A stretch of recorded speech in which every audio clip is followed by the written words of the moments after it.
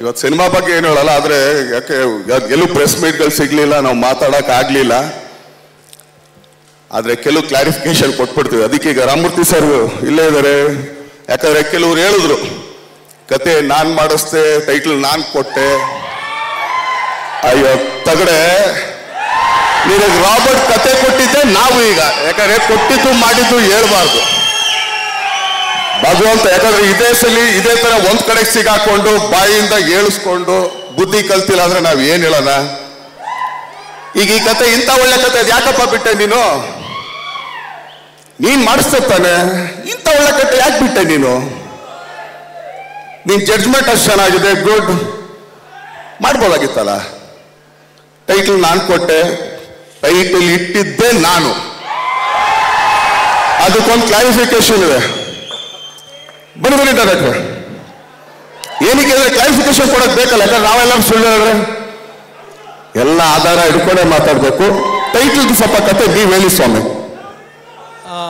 ಮದಗಜ title Ramamurthy sir ಹತ್ರ ಇತ್ತು.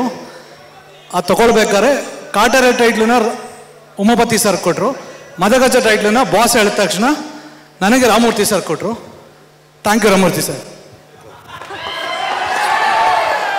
ಯಾಕೆ ಅಂತಂದ್ರೆ ನಮ್ಮ ಹತ್ರ ಬ್ಯಾನರ್ ಇದ್ರೂ ಕೂಡ ಪಾತ್ರನ, ಯಾಕಂದ್ರೆ ಕ್ಲಾರಿಫಿಕೇಶನ್ ಕೊಟ್ರೆ ಕರೆಕ್ಟ್ ಆಗಿ ಕೊಡ್ಬೇಕು ಅಂತ.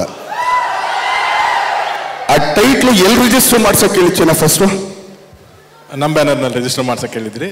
ಬಟ್ ನನ್ನ ಬ್ಯಾನರ್ನಲ್ಲಿ ಇರಲಿಲ್ಲ ಜಾಗ ಅಂತ ನಾನು ಹೇಳ್ತಿದ್ದಂಗೆ ಆಯಿತು, ಅಲ್ಲೂ ನಮ್ಮ ಬ್ಯಾನರ್ ಇದ್ದಂಗಿದೆ, ರಿಜಿಸ್ಟರ್ ಮಾಡಿಸು ಅಂತ ಅಲ್ಲಿ ಹೇಳಿಟ್ಟಿದ್ದು.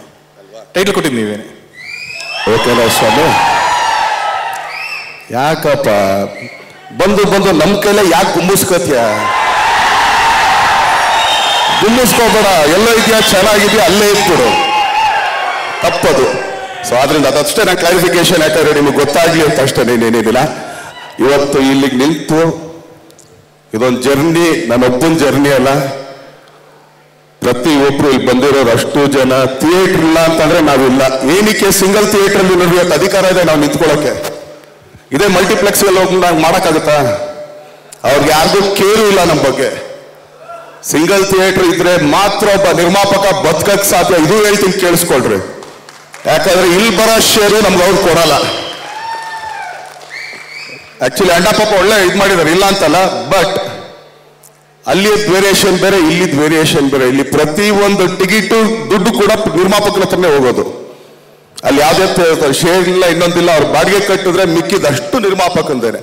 ಸೊ ಆದ್ರಿಂದ ಅಣ್ಣ ದಯಮಾಡಿ ನೀವು ಈಗ ಹೇಳಿದ್ರಿ ವರ್ಷಕ್ಕೆ 2 ಅಂತ, ಖಂಡಿತ ಅಕ್ಟೋಬರ್ ಥಿಯೇಟರ್ ಖಾಲಿ ಹಿಡ್ಕೊಳ್ಳಿ. ಖಂಡಿತ ಅಕ್ಟೋಬರ್ ನಾನು ಬರ್ತೀನಿ ಅಣ್ಣ, ಇದೇ ಥಿಯೇಟರ್. ಯಾಕಂದ್ರೆ ನಿನ್ನೆ ಕೂಡ ಪ್ರಕಾಶ್ ಹೇಳಿದೆ ಅಕ್ಟೋಬರ್ಗೆ ಹೇಳ್ಬಿಡು ಚಿನ್ನ, ಅಕ್ಟೋಬರ್ಗೆ ಬಂದೇ ಬರ್ತೀವಿ. ದಮ್ ಕಟ್ಟಾರು ದುಡ್ಡು ಬಿಡೋಣ, ಒಟ್ಟಲ್ಲಿ ಅಕ್ಟೋಬರ್ಗೆ ಬಂದೇ ಬರ್ತೀವಿ ಅಂತೇಳಿ.